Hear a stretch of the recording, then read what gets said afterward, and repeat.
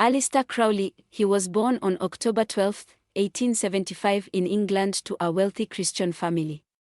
His father was a preacher. Crowley grew up as a Christian, but after his father died when he was just 11 years old, he departed completely from the faith. He grew to despise Christianity and did not believe that Jesus is the Messiah. In one of his famous quotes, he stated, "If one were to take the Bible seriously, one would go mad. But to take the Bible seriously, one must be already mad." Asked why he had abandoned his Christianity, he said, "I simply went over to Satan's side and I do not know why. I was not content to just believe in Satan, I wanted to be his chief of staff." His mother referred to him as the great beast of Revelation, whose number is 666, and he was pleased with the title. He called himself the Beast 666 and founded the religion of Thelema, identifying himself as the prophet entrusted with guiding humanity into the Aeon of Horus. Horus is an Egyptian god. Indeed, Thelema worships a number of Egyptian gods. At the next Goshen Getaway, we are going to discuss the origins of these false gods of ancient times and what that means for us in the present and how it all relates to the return of Christ. The tabloids called him the wickedest man in the world and a master of darkness. Most of his life was dedicated to indulging everything he believed God would hate. He said for nearly every purpose, human sacrifice is best. He wrote volumes of books that he believed were dictated to him by a spirit from ancient Egypt called Iwas, who was a messenger of Horus. In 1904, during meditation, he heard the voice of Iwas, the personal messenger of Horus. Using the words of the messenger and Horus himself, Crowley wrote down the Book of the Law, the book that would become the basis of his new religion, Thelema. In it, he stated, "Do what thou wilt shall be the whole of the law." He called up Horus, who informed him that the old age was passing away and a new age was dawning. The religion of the new age could not take its place until the old religion was smashed. He used to conjure up demons and says his home was filled with shadowy shapes. In 1918, by performing certain rituals, Alistair Crowley summoned this entity called Lam. Several occult groups and individuals following in his footsteps have claimed to have intentionally and successfully contacted Lam. Though he is gone, the impact of Crowley lives on, not only in occultists but also through writers, artists, philosophers, and musicians.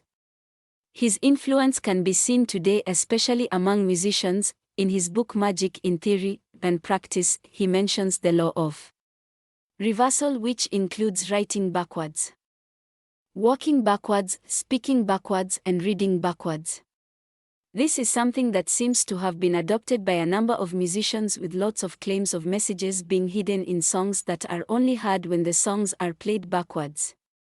Crowley's image stands, amongst others, on the cover of the Beatles' Sgt. Pepper's Lonely Hearts Club Band album. David Bowie in 2015 referenced him in the lyrics to Quicksand, "I'm closer to the golden dawn." Immersed in Crowley's uniform of imagery, the Lords of the New Church released a song in 1984 titled "Do What Thou Wilt." Ozzy Osbourne paid tribute to him with a whole song titled Mr. Crowley in 1980. Lady Gaga sang a song titled Do What You Want in 2013.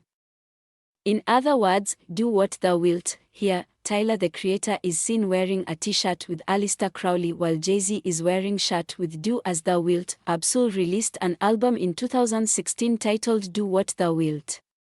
On the cover, he is doing the Alistair Crowley pose.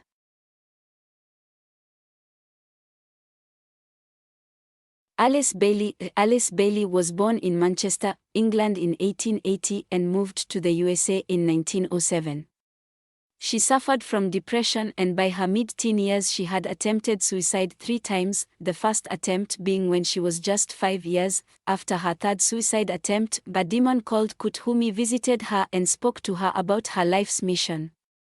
At the age of 15, on June 30, 1895, Bailey was visited by a stranger, a tall man, dressed in European clothes and wearing a turban, who told her she needed to develop self-control to prepare for certain work he planned for her to do. She identified this entity as Joel Kuhl, who became her spiritual guide. She was to later write over 24 books that she says were telepathically dictated to her by this demon. In her books, she lays out a plan, a 10-point plan to rid the world of Judeo-Christianity and usher in the Luciferian New World Order. She proposed that the plan shouldn't bother with adults who are too steeped in their ways but should target children.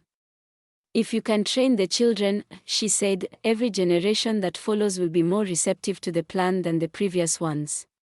Eventually, the plan will become a normal part of life because minds have been taught to accommodate its implementation. We have discussed this 10-point plan in an earlier 3-part video, she declared.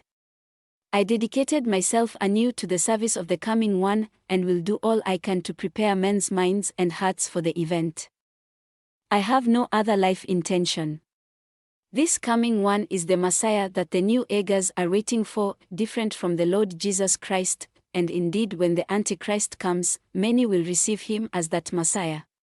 In 1982, Lucas Trust took out a full-page ad in every major magazine making this announcement that Lord Maitreya, the New Age Messiah, is alive and will soon take his place to bring peace to earth. That is the reason the devil's disciples we are looking at are doing all the things they are doing.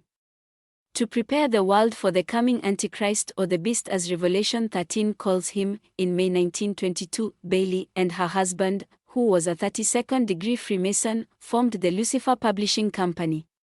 It was changed in 1924 to the Lucas Publishing Company and is now known as the Lucas Trust.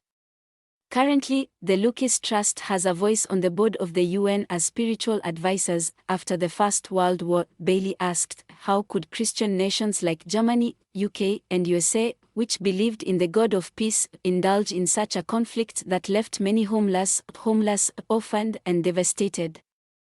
She concluded that Christianity had failed humanity and there was a need for a new post-Christian era which she called the New World Order, in which Judeo-Christianity is extinguished and replaced by a new age.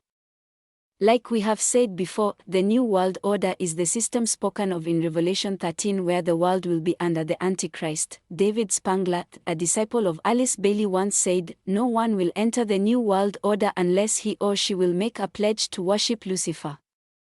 No one will enter the New Age unless he will take a Luciferian initiation.